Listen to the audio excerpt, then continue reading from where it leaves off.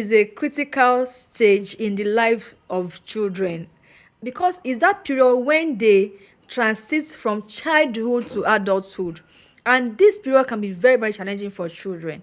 So it's very important for us as parents to understand what they are passing through and help them to transit that stage effectively. Hi, I'm Patricia Bokede. I'm a trauma informed parenting coach and a child protection activist. Today we are talking about adolescents. What do adolescents feel? What does it feel like to be in that adolescent stage? And what do parents also go through that period? And how can we navigate all of these things? So adolescence is that stage. The childhood is struggling with the adulthood. It's like a continuum between childhood and adulthood. The child in that person is wanting to remain, is crying, oh, I'm a child.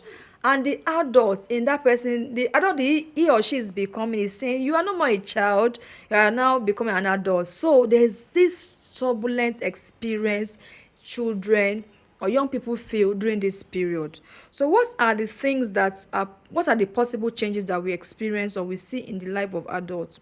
The first most important one is the physical changes. Now, adolescent period is between the age of 10 and 19. So the first most important what we see is the physical changes. So for the girls, you see that they are becoming more they are looking more like a girl, like a woman rather. They begin to develop breasts. Their shape begin to turn to figure eight. They begin to look more beautiful, more feminine, and all of this. And then the other things is you see pubic hair on their armpits, on their pubic area, and it's a very fun period to experience a young girl, blooming into an adult female. For the male children, they begin to build muscles on their leg. Their leg becomes longer. They begin to build their chests, also have pubic hairs, armpit hair, and the baritone voice begin to show, and so on and so forth. And what's actually the hallmark of adolescence for the girls is menstruation starts. Now, beyond that, they also begin to have emotional changes. I said it's between the stage of childhood and adulthood. Now, it's a big deal struggling between being a child and becoming an adult. So they always have mood swing. That is why you see these adolescents, they're always moody and they switch off easily. They have increased sensitivity. They are very sensitive. In fact, I have adolescents in my house now, and I understand what I'm talking about. They are very sensitive. Sometimes you just say something and you feel like, why are they snapping? What happened? What did I say wrong? And sometimes they feel you are judging them.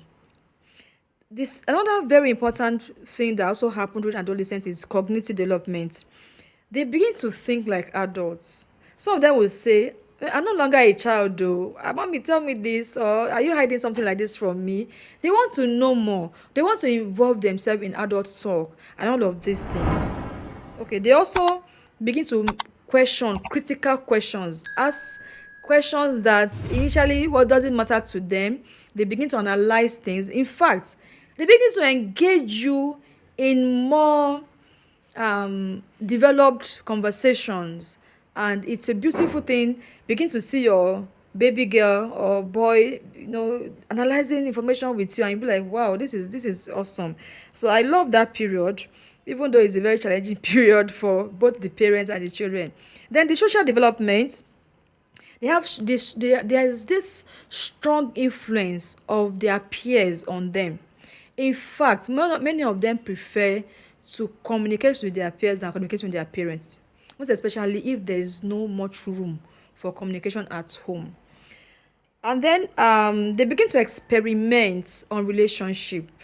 So this is the time the boys want to woo a girl, and the girl begin to notice those six packs. They begin to notice the masculinity of the boys. They you know, those you know they are attracted to each other, So if you have an adolescent girl or boy that is showing those things, it doesn't mean they are not bad children. It just shows that they are growing well. It's a sign that this child of mine is a normal child. It's our duty to just guide them. Then the other part is moral and identity formation. Now, like I said earlier, it's a period of transition. So this is when they begin to ask themselves, who am I? That they want to form an identity. That is the time they also try to think about their career. What is the future going to look like for them? And remember, this is also the time they are transiting from junior school to senior school. Some of them are writing junior, for Nigeria we call it junior WAEC. When you transit from your junior high school to the senior high school, there's an exam you write to move to now specialize in your field of choice. Either you want to be a science student, art student, and all of that. I don't know what it is in your own side. Now, that is the time they want to choose career. So there's a lot of confusion going on. And also, they also want to be in the right book of their parents. So it's a very critical period for them. A lot of things are going on, like I said earlier, emotionally, cognitively, socially, in all sphere of life, then physically. So we as parents need to understand this, and as a parent, it's our duty to learn more about this adolescent period and help our children to navigate these experiences. So child protection is everybody's business. It's our duty to ensure that whatever decision we are making, we are saving a child. We are making the future better. See you in my next video. I'm Patricia Bokede. Bye. If only humans can learn to love.